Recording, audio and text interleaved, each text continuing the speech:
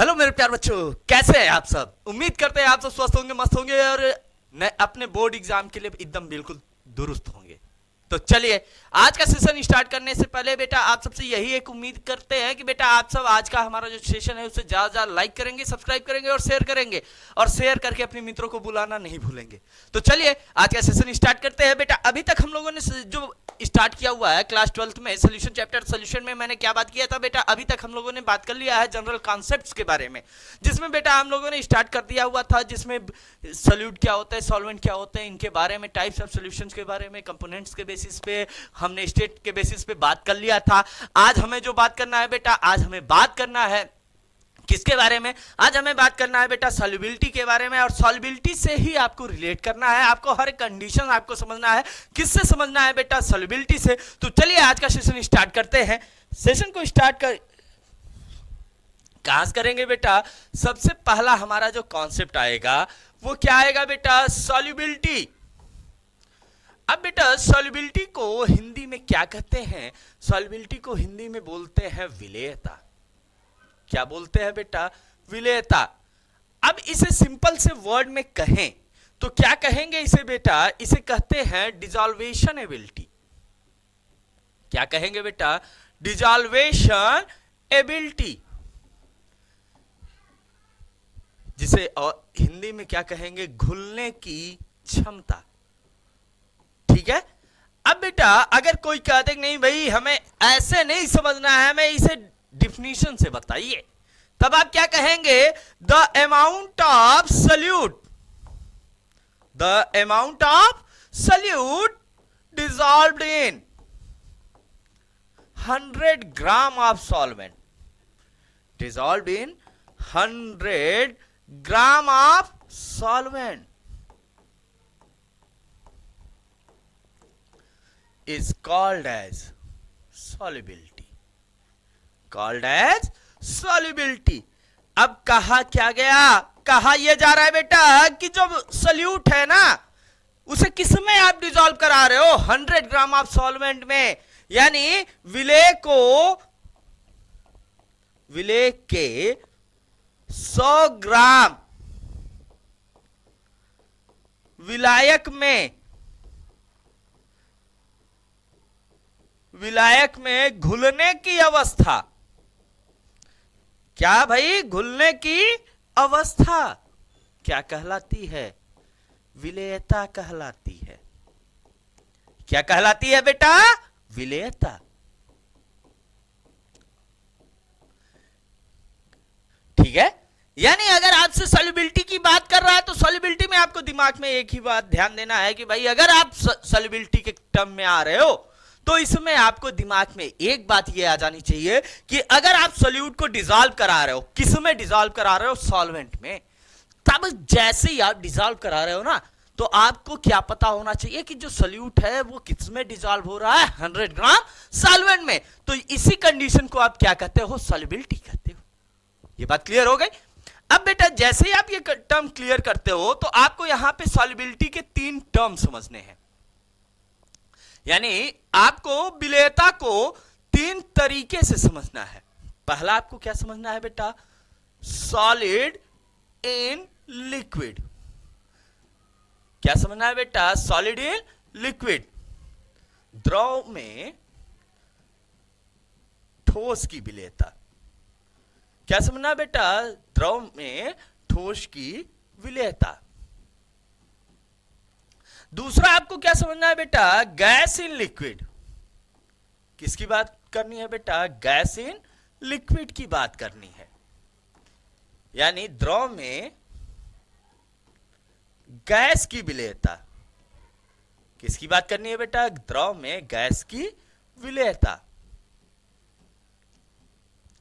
और तीसरा जो हमारा होगा बेटा वो क्या होगा, लिक्विड इन लिक्विड।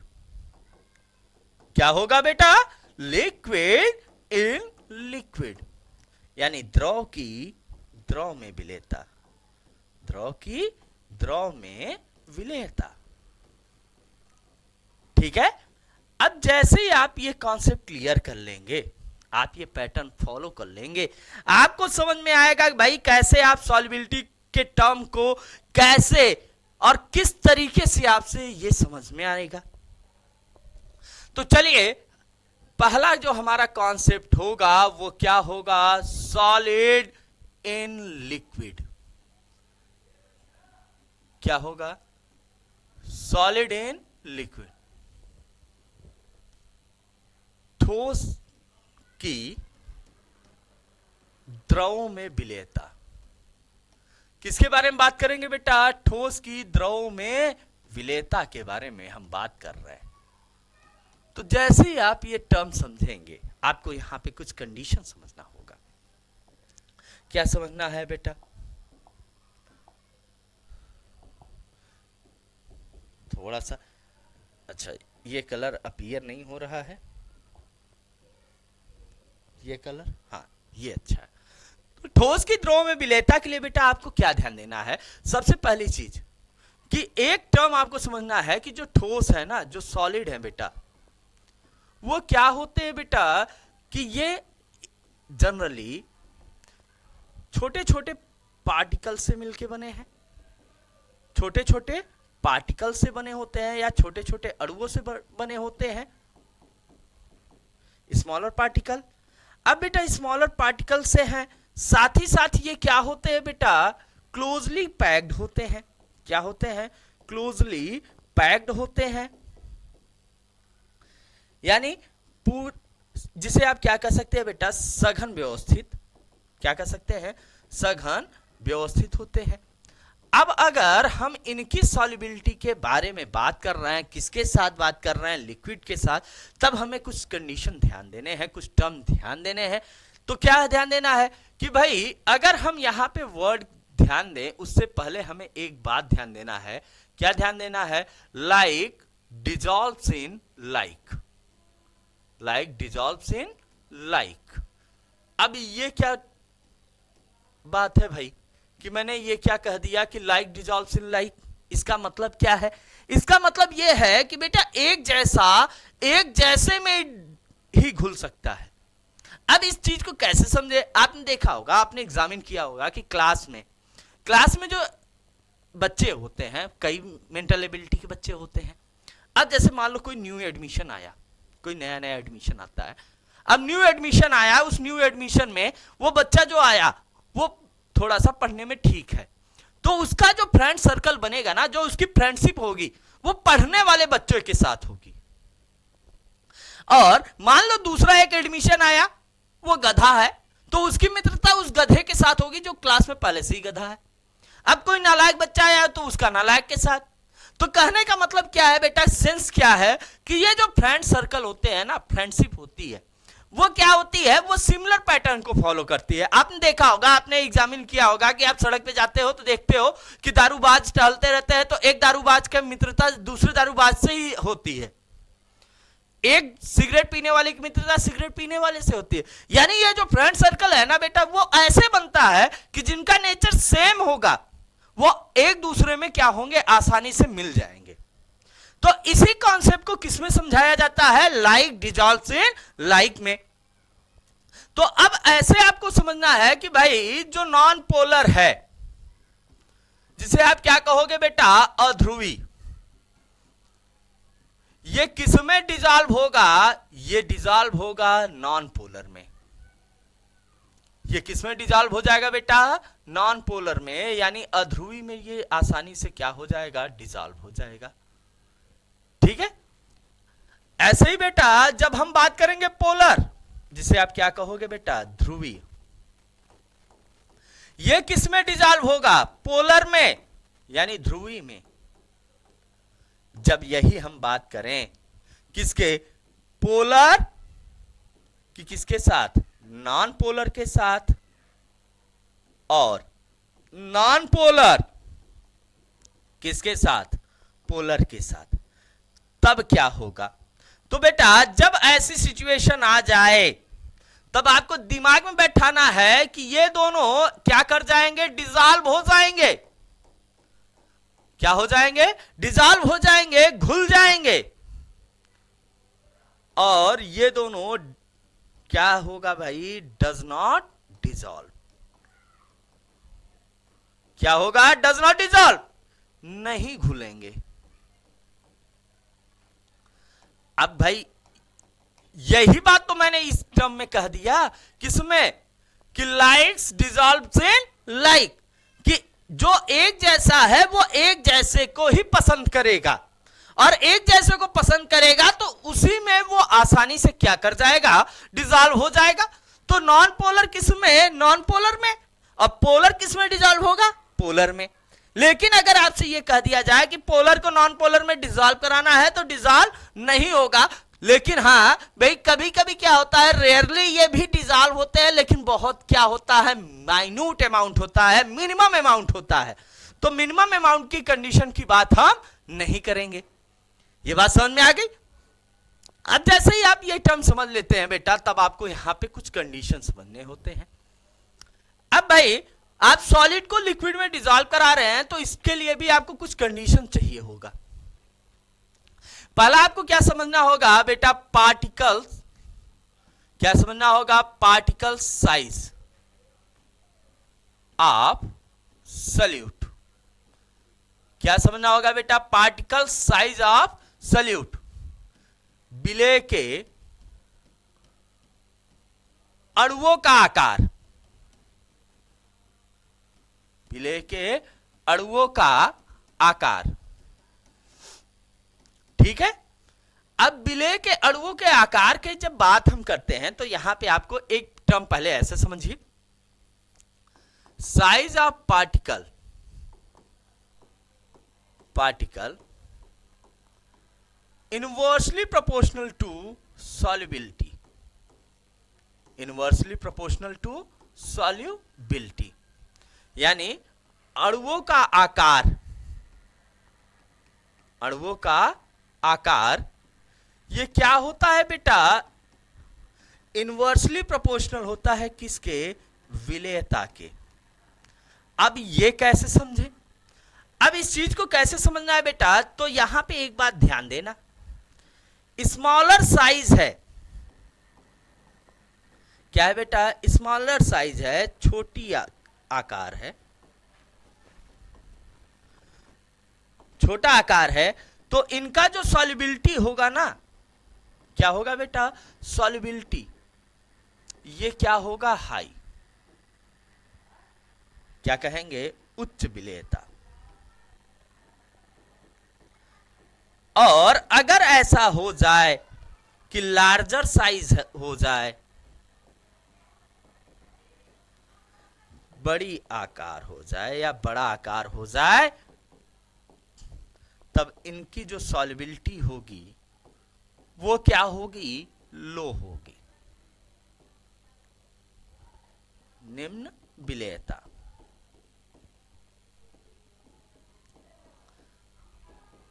अब इस चीज को कैसे समझेंगे, कैसे आपको इलेबोरेट करना है बेटा, आपको क्या करना होगा, 3 बीकर लेना होगा।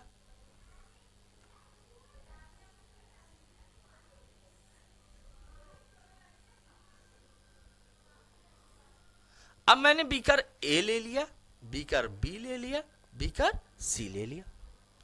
इन तीनों बीकर में बेटा मैंने क्या किया, मैंने थोड़ा सा वाटर फिलअप कर दिया।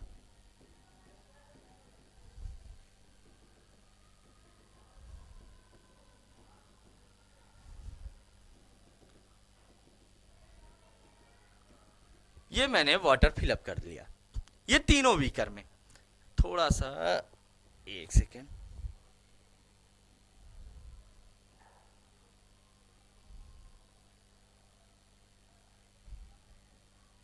हाँ, अब ये तीनों मैंने बीकर में वाटर ले लिया। अब मैंने क्या किया, पहले में ये तो वाटर था, वाटर के साथ मैंने क्या ले लिया, ग्राइंडेड शुगर, जिसे आप ग्राइंडेड शुगर भी कहते हो, पिसी हुई चीनी। ठीक है।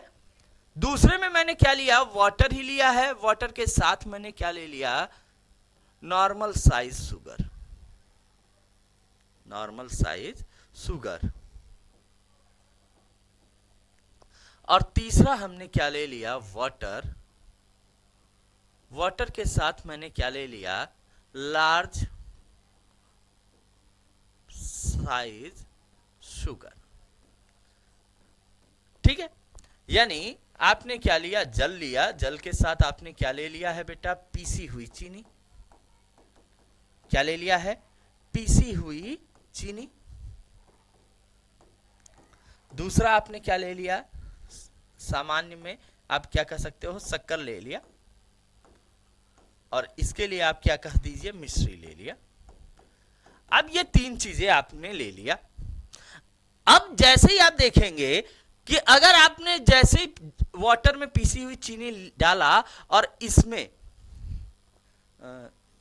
थोड़ा सा ऐसे, इनकी साइज देखिए बहुत छोटी है,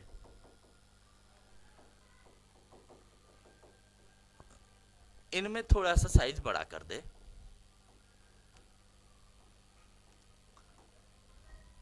और इनमें बहुत बड़ा कर दें।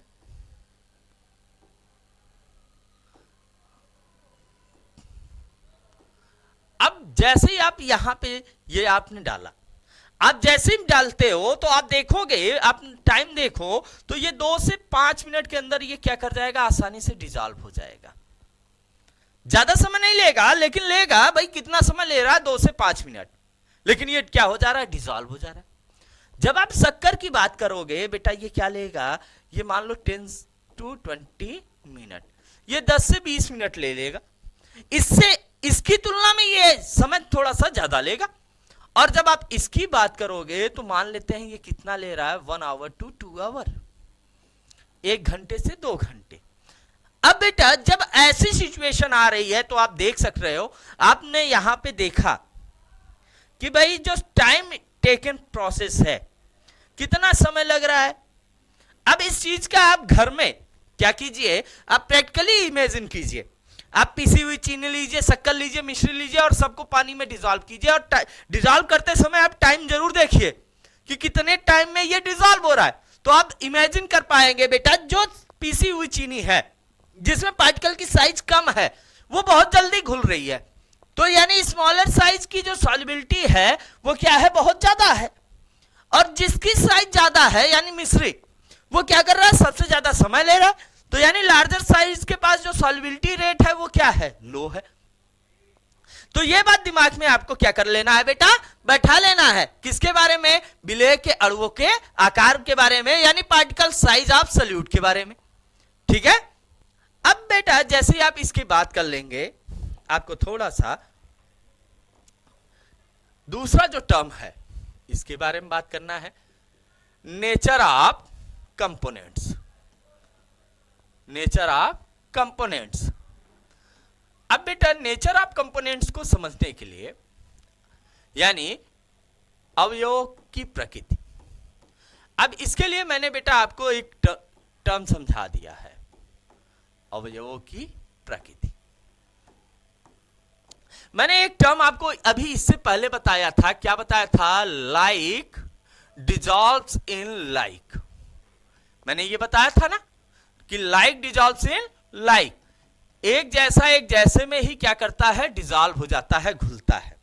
अब इस कॉन्सेप्ट को आपको समझना होगा कि अगर हमारा जो सॉल्यूट है बेटा,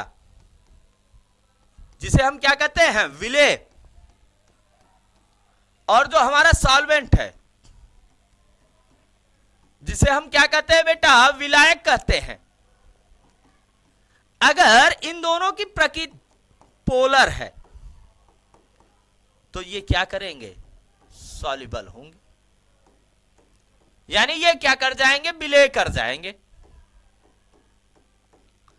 ऐसे ही ये नॉन पोलर है और ये भी क्या है, नॉन पोलर, अध्रुवीय है, तब भी ये क्या कर जाएंगे, सॉल्युबल हो जाएंगे।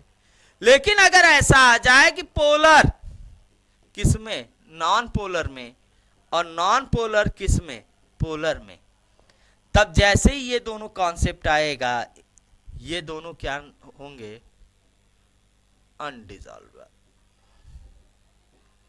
डिसॉल्वेबल, यानी ये डिसॉल्व नहीं होंगे, इन्हें आप क्या कहोगे, अविलेय। ठीक है। अब भाई जब ऐसी कंडीशन आ रही है कि भाई सॉल्युबल हो सक रहे हैं, तो कौन सा नेचर है, सेम नेचर। अब अगर सेम नेचर नहीं है तो ये क्या हो रहा है, अनडिजॉल्वेबल हो जा रहे हैं भाई, डिजॉल्व नहीं हो रहे हैं। अब जब डिजॉल्व नहीं होंगे तब आपको कैसे समझना है, तब अब यहां पे बेटा आपको एक कंडीशन समझनी है कि भाई अगर ऐसी सिचुएशन है कि नेचर सेम है, तब आपको क्या ध्यान देना है कि अगर नेचर बेटा सेम नेचर के हैं, नेचर क्या है, सेम, तब क्या होगा, सॉल्युबिलिटी डायरेक्टली प्रोपोर्शनल होगा। सॉल्युबिलिटी क्या होगा बेटा, डायरेक्टली प्रोपोर्शनल होगा, यानी जो विलेयता है समान प्रकृति के लिए क्या होगा, बढ़ेगी, समान प्रकृति। अब भाई डायरेक्टली प्रोपोर्शनल का मतलब है कि अगर आप इसे बढ़ाओगे तो ये भी बढ़ेगा और इसे घटाओगे तो वो भी घटेगा। लेकिन बेटा जब ये क्या होगा, डिसिमिलर होगा,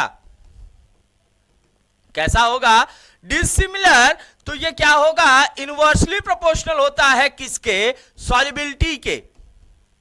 यानी जैसे ही आप ये टर्म समझ रहे हो, यानी असमान प्रकृति की बात हो रही है, तो अगर असमान प्रकृति हो जाए तो ये क्या हो जाएगा बेटा, ये क्या हो जाएगा, इनवर्सली प्रोपोर्शनल, यानी आप बढ़ाओगे तो घटेगा, घटाओगे तो बढ़ेगा, ये जो कंडीशन है उसकी बात करने लगता है। ठीक है, अब बेटा जैसे आप सेकंड टर्म समझ जाते हैं, थर्ड टर्म आपको क्या मिलता है बेटा, ताप का प्रभाव। किसका प्रभाव बेटा, ताप का प्रभाव, इफेक्ट ऑफ टेम्परेचर। किसकी बात करते हैं, इफेक्ट ऑफ टेम्परेचर की बात करते हैं। अब बेटा इफेक्ट ऑफ टेम्परेचर के लिए आपको एक कंडीशन समझना है। क्या समझना है कि जो ताप का प्रभाव है ये क्या होता है कि जो टेम्परेचर है ये सॉल्युबिलिटी के डायरेक्टली प्रोपोर्शनल होता है। क्या होता है, टेम्परेचर जो है बेटा वो सॉल्युबिलिटी के लिए क्या होता है, डायरेक्टली प्रोपोर्शनल होता है। यानी जो ताप है वो विलेयता के समानुपाती होता है। अगर आप ताप बढ़ाते हो, क्या बढ़ाते हो आप, टेम्परेचर बढ़ा रहे हो, तो जो सॉल्युबिलिटी है ये भी क्या करेगी, इंक्रीज करेगी। यानी अगर आपने ताप बढ़ाया तो विलेयता भी क्या करेगा, बढ़ेगा। और अगर आपने ताप घटाया, टेम्परेचर को डिक्रीज कराया, तो जो सॉल्युबिलिटी है बेटा वो क्या करेगी, डिक्रीज करेगी। यानी अगर आपने ताप घटाया तो विलेयता भी घट जाएगी। ठीक है, अब जैसे ही आप ये टर्म समझ गए, फिर आपको यहां पे कैसे समझना है बेटा, अब ऐसे ही आपको 3 बीकर लेने हैं, beaker A, beaker B, beaker C. यानी आपने 3 बीकर ले लिया, ए बी सी। अब इन तीनों बीकर में आपने क्या किया, पानी भर दिया। चलो थोड़ा सा, अब मैंने अभी पानी भरा, लेकिन क्या किया मैंने, थोड़ा सा चेंज किया। इस बीकर में मैंने क्या कर दिया, पहले बीकर में पानी की जगह मैंने क्या कर दिया, आइस भर दिया, आइस क्यूब, बर्फ के टुकड़े।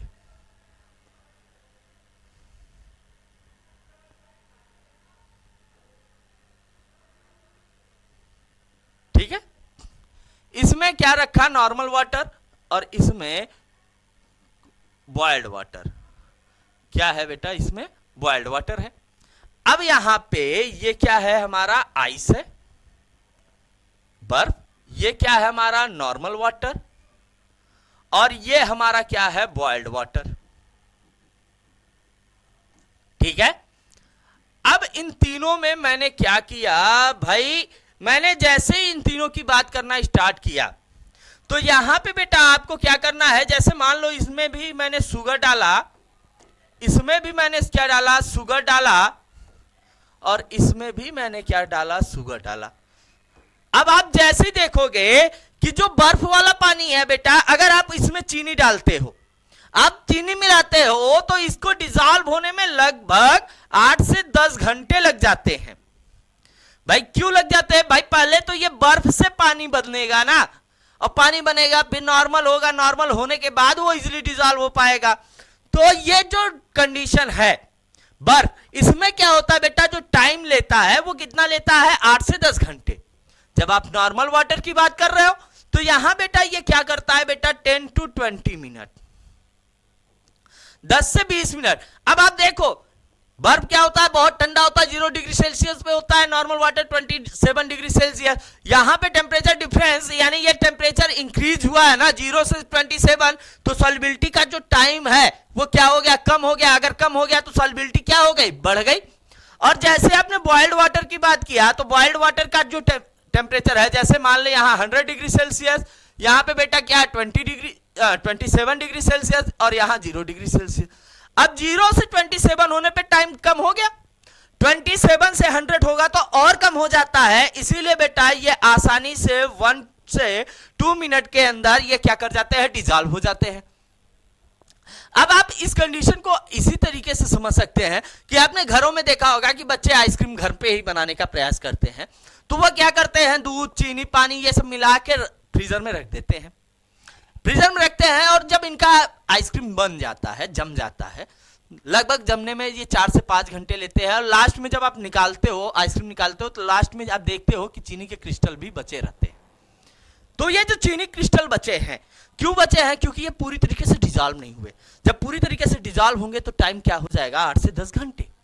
जब आप नॉर्मल वाटर लेते हैं, इसमें चीनी डालते हैं, तो 10 से 20 मिनट का समय लेता है। आप जब शरबत बनाते हो, घरों में कोई मेहमान आते हैं, खासकर गर्मी के दिनों में लोग शरबत ही यूज करते हैं, उस शरबत को बनाने में चीनी डालते हैं। चीनी आप जब डालते हो तो लास्ट में पूरी तरीके से घुलने के बाद जब आप छानते हो, थोड़े बहुत क्रिस्टल मिल जाते हैं। पूरी तरीके से तो डिजॉल्व नहीं हो पाया 10 से 20 मिनट में, लेकिन डिजॉल्व हो गया।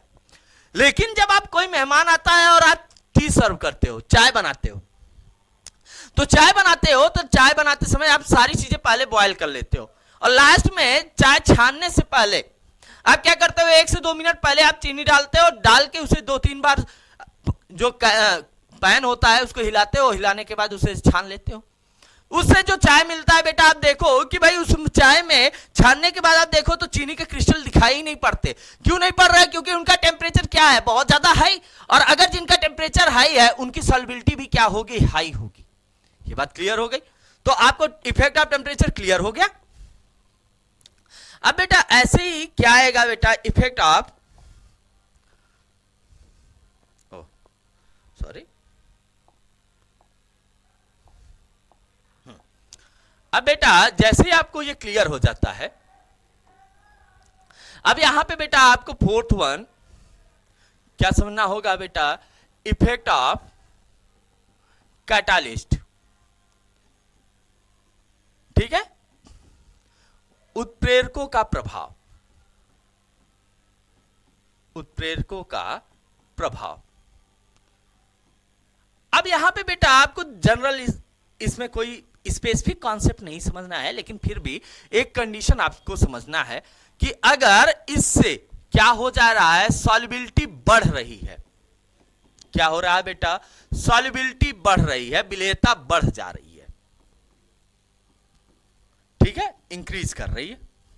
तो इस कैटालिस्ट को हम लोग क्या कहते हैं बेटा, इस कैटालिस्ट को हम लोग कहते हैं बेटा प्रमोटर कैटालिस्ट। क्या कहते हैं बेटा, प्रमोटर, यानी उत्प्रेरक। ठीक है, और अगर सॉल्युबिलिटी क्या कर रही है बेटा, डिक्रीज कर जा रही है, यानी घट रही है, विलेयता घट रही है, तो इसे हम लोग क्या कहते हैं, पॉइजनस और इनहिबिटर।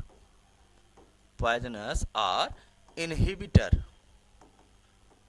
जिसे हिंदी में क्या कहते हैं बेटा, मंदक। ठीक, अब बेटा क्या किया आपने, एक सॉल्यूशन बनाया। सॉल्यूशन बनाने में आपने जैसे मान लो आप कोई भी सॉल्यूशन बना रहे हो, नमक डाल दो, तो नमक डालने के बाद जो भी चीज आप मिलाते हो वो बहुत जल्दी मिल जाता है।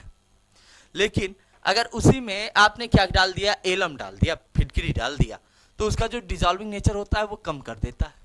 तो यानी एलम क्या हो जाता है, पॉइजनस हो जाता है, सॉल्ट क्या हो जाता है, प्रोमोटर हो जाता है। इस कॉन्सेप्ट को भी समझना।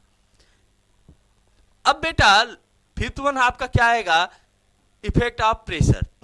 अब ये दोनों बेटा आपके जो कंडीशन है इनमें इनका बहुत ज्यादा रोल ही नहीं है, इसलिए थोड़ा सा इनको बस आप समझ लो, बाकी इनकी कहानी आपको यहां समझना नहीं है, ठीक है। इफेक्ट ऑफ प्रेशर, जिसे हम क्या कहते हैं, दाब का प्रभाव। अब बेटा जो सॉलिड और लिक्विड हैं इनकी कंप्रेसिबिलिटी क्या होती है, सॉलिड एंड लिक्विड, इनकी जो कंप्रेसिबिलिटी होती है बेटा वो क्या होती है, बहुत कम होती है, ठीक। यानी जो ठोस और द्रव है, ठोस एवं द्रव, इनका जो दबाव है वो क्या होता है, अत्यंत कम होता है, बहुत कम होता है, यानी लीस्ट होता है या लो होता है, कम होता है। अब बेटा जब कम होता है तो इन पे हम क्या कर सकते हैं, जो प्रेशर है इसका कोई रोल ना मान ले, यानी तब सिंपल सी बात कर लें कि pressure does not depends on solubility, यानी प्रेशर का बेटा सॉल्युबिलिटी पर कोई भी इफेक्ट नहीं पड़ता, ये बात क्लियर रखेंगे। अब बेटा जो सॉल्युबिलिटी का जो लास्ट वन फैक्टर होता है सॉलिड एंड लिक्विड के लिए, वो क्या होता है बेटा, amount of solute, amount of solute, ठीक है, यानी विलेय की मात्रा या सांद्रता कह लो, मात्रा या सांद्रता, ठीक है। अब विलेय की मात्रा और सांद्रता से क्या लेना देना है, इससे बात समझो। अगर बेटा विलेय की मात्रा आप बढ़ा रहे हो, यानी अमाउंट ऑफ सॉल्यूट आप बात कर रहे हो, किसकी बात कर रहे हो बेटा, अमाउंट किसकी, सॉल्यूट की। अगर आप इसकी बात करते हो तो ये क्या होता है, ये सॉल्युबिलिटी के क्या होता है, इनवर्सली प्रोपोर्शनल माना गया है, सॉल्युबिलिटी के ये क्या माना गया है, विलेयता का ये इनवर्सली प्रोपोर्शनल माना गया। लेकिन जब हम अमाउंट ऑफ सॉल्वेंट की बात करते हैं,